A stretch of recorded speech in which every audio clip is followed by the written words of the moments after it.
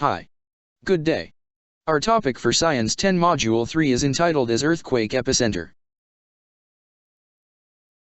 After going through this module, you are expected to 1. Recall the characteristics of seismic waves in terms of speed. 2. Explain the triangulation method in locating the epicenter of an earthquake, and locate the earthquake epicenter using the triangulation method, and 3. Recognize the importance of earthquake drills in schools and at home to mitigate and reduce the effects of disaster-related events. But before we start our lesson proper, let us have pre-test.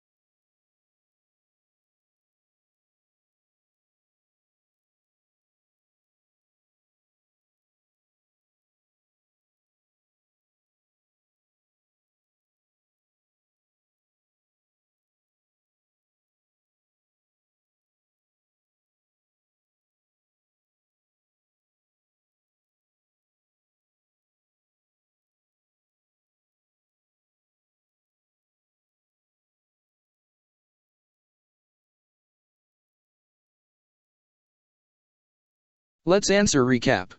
1. What are earthquakes? 2. What causes earthquakes? 3. What is the instrument used to measure the magnitude and intensity of an earthquake? 4. How will you differentiate intensity and magnitude? 5. What are the different types of faults? A powerful earthquake hit the southern Philippine island of Mindanao on December 15, 2019. Killing a child, injuring dozens, and damaging buildings in an area still recovering from a string of deadly quakes in October. The Philippines has been hit by several very powerful earthquakes in recent decades, including one of magnitude 7.8 that struck the northern resort town of Baguio in 1990. In this lesson, we will be giving you a first-hand experience on how to locate the earthquake epicenter. How do you think they able to identify the epicenter of the earthquake that had happened in that area? Today we are going to discuss the seismic waves and its importance in determining earthquake epicenters. What are seismic waves? Seismic waves are caused by the sudden movement of materials within the earth, such as slip along a fault during an earthquake. Volcanic eruptions, explosions, landslides, avalanches, and even rushing rivers.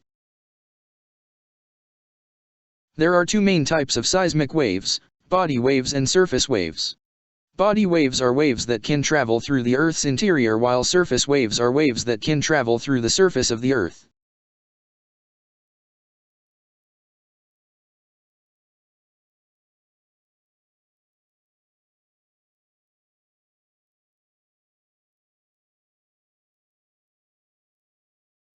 Let's discuss first body waves. Body waves are waves that can travel below the surface of the Earth. There are two types of body waves named after their sequence of recording by a seismograph: primary waves and secondary waves.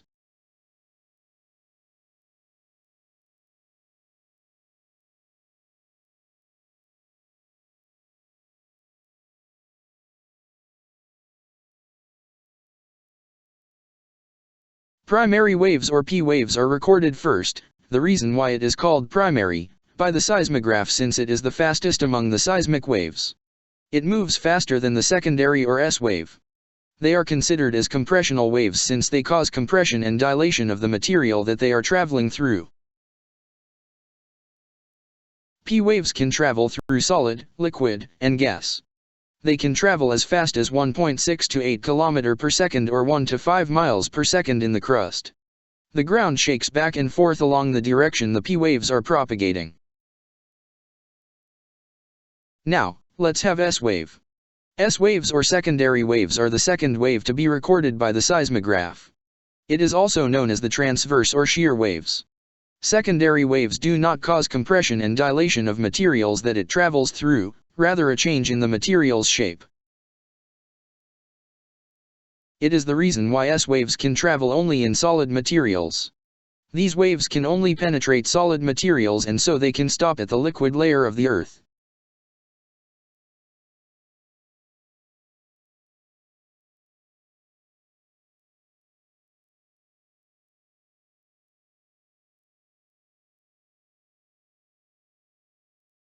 Another type of seismic wave is surface wave. Surface waves can travel only through the surface of the Earth. They arrive after the primary and secondary waves and are confined to the outer layers of the Earth. There are two types of surface waves, love wave and Rayleigh wave. Love wave is slightly faster than the Rayleigh wave, moving at 4 km per second. Love waves move the surface of the ground in a side-to-side horizontal motion, while Rayleigh wave rolls along the surface in a circular motion like an ocean wave. Most of the shaking felt from the vibrations is caused by Rayleigh waves.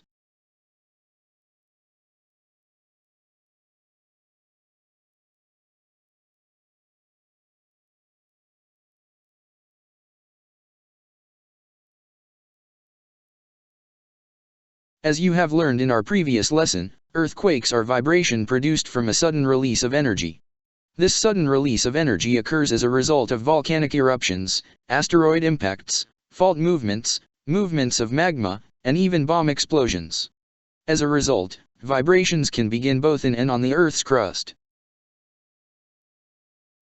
The energy released radiates in different directions away from the point of origin. This point of origin is called the focus or hypocenter. Commonly, when describing the location of an earthquake, scientists and the media often talk about the earthquake's epicenter, the point that is directly above the focus.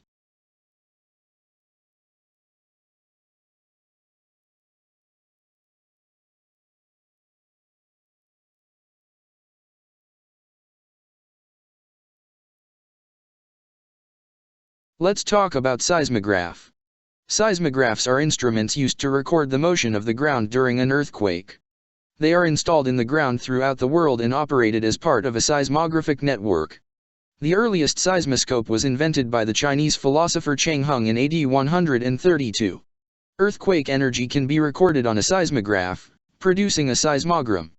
A seismogram is the recording of the ground shaking at the specific location of the instrument. Next is triangulation. What is triangulation? Triangulation is a way of determining something's location using the location of other things. It is commonly used by geologists to find the locations of earthquakes and is also used to determine the spacecraft location. When an earthquake occurs, seismic waves are sent in different directions. Earthquake waves come in three main types: P waves or primary, S waves or secondary, and L waves or long surface. These waves travel at different speeds, P waves being the fastest, S waves being next, and L waves the slowest. By knowing the time difference between when any two types of seismic waves arrive at a place can deduce how far away the earthquake epicenter is. By contacting other seismic recording stations, it is possible to determine where the earthquake occurred.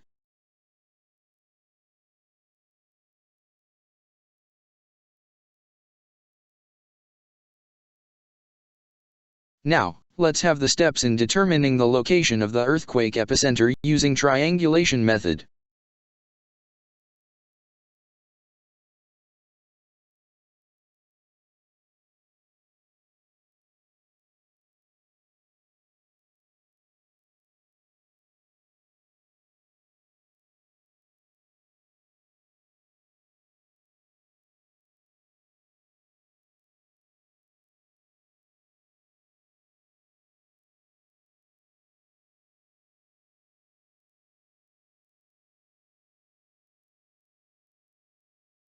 In the Philippines, are we prepared about the disasters that may hit our community?